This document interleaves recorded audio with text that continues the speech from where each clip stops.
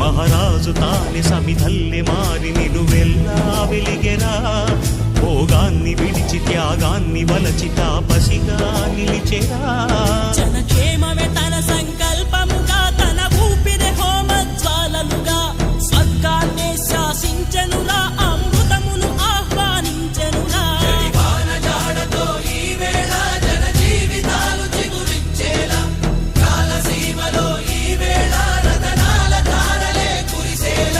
కల్లు కల్లు మని సిరిమూవల్లే చినుకే చేరగా, జల్లు జల్లు మని పులకింతల్లు పుడమే పాడగా, హరివిల్లు ఎత్తి కరిమబ్బు వాన బాణాలే వేయని, నిలువెల్ల మంచు వడగళ్ళు తాకి కడగళ్ళే తీరని.